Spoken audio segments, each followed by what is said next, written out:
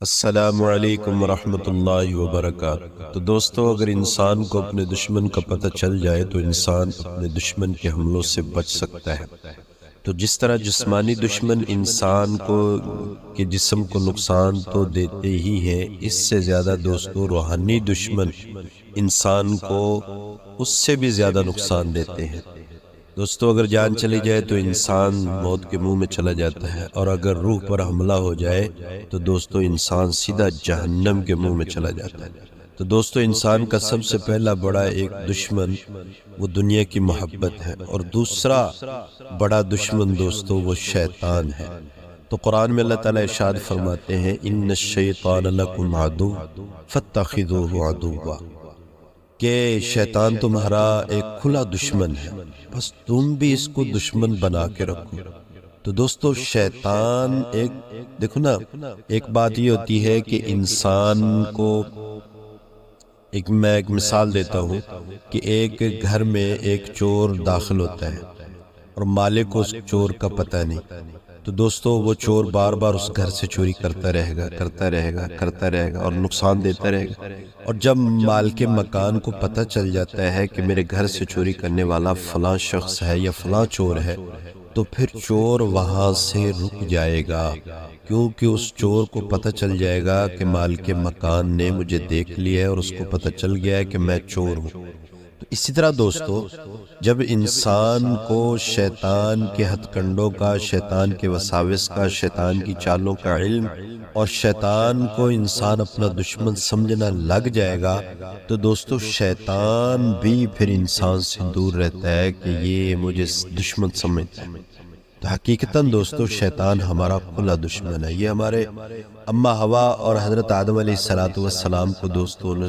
اس شیطان نے بہکا کر جنت سے نکال کر دنیا میں لے آیا، تو ہم کیا چیز ہے دوست؟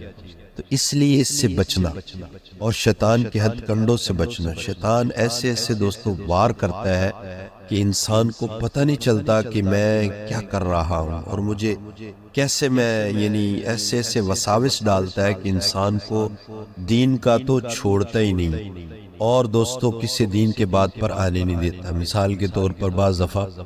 کہتے ہیں جی، شیطان یہ نہیں کہتا کہ یہ کام نہ کرو، شیطان ہمیشہ یہ کہتا ہے بھی آج چھوڑ دو، کل کر لینا۔ تو روزانہ کل پہ ڈالتا ہے دوستو۔ شیطان جو ہے وہ انسان کو روزانہ سستی پیدا کرتا ہے، اس کے اندر طبیعت میں سستی پیدا کر کے، اور نیک عمل کی طرف کسی کو آنے ہی نہیں دیتا، اور وساوس ڈالتا ہے بھی ابھی نہ کرو، کل کر لیں۔ نماز پڑھنے کو دل چاہ بھئی ابھی نہیں، کل سے شروع کریں۔ تہجد کو اٹھنے کو دل بھئی ابھی نہیں، کل سے شروع کریں۔ کسی نیک کام کو کرنے کا دل آیا، کہتے نہیں ابھی نہیں، کل کریں گے۔ قرآن کہتا ہے یہ تمہارا کھلا دشمن ہے، اور تم اس کو دشمن بنا کے رکھو، دشمن بنا کے رکھو۔ تو دوستو، جب ہم اس کو دشمن بنا کے رکھیں گے تو پھر یہ بھی سمجھے گا کہ اب اس کو میری دشمنی کا پتہ چل گیا، اور جب ہمیں پتہ ہی نہیں ہوگا کہ یہ ہمارا دشمن ہے تو پھر یہ ہمیں مزید نقصان پہنچاتا رہے گا، ایسی حالات کے اندر ہمیں ڈال دے گا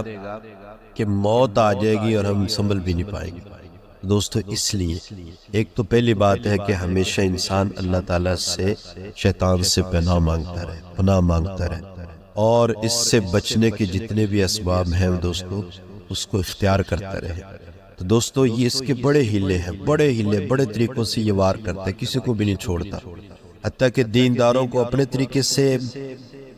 ان کو مشقت میں ڈالتا ہے، پریشانیوں میں ڈالتا ہے، اور اپنی طرف سے ان کو،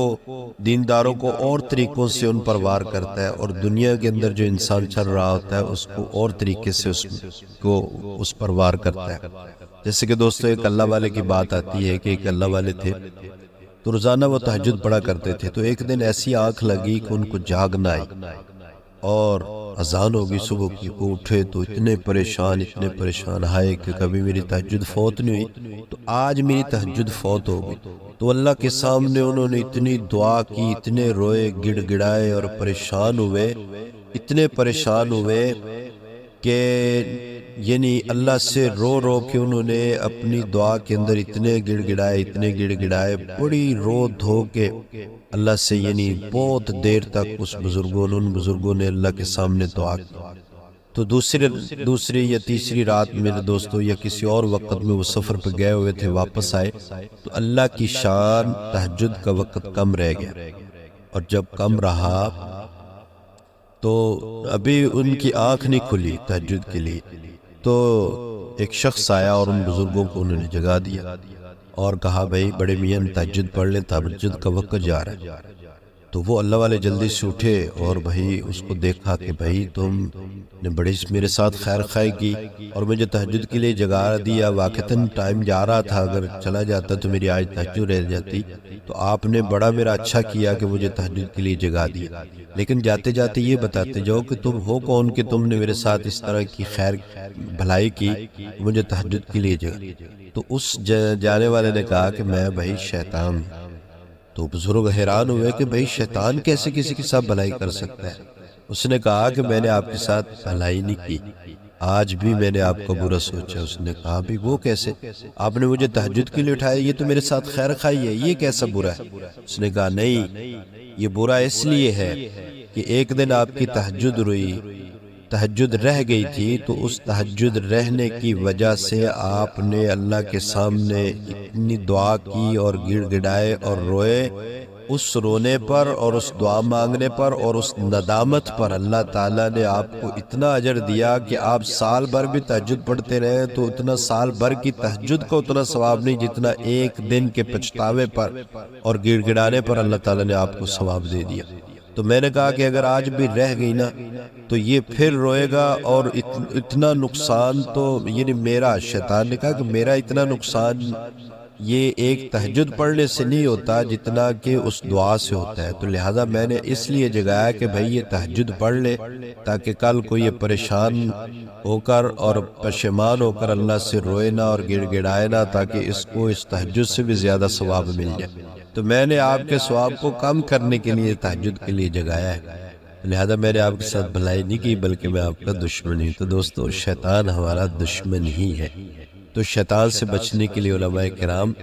فرماتے ہیں کہ ایک تو اللہ تعالیٰ سے پناہ مانگنی چاہیے، دوسرے وظائف بھی بتاتے رہتے ہیں۔ حدیث پاک میں آتا ہے کہ جو بندہ صبح 10 مرتبہ اعوذ باللہ من الشیطان الرجیم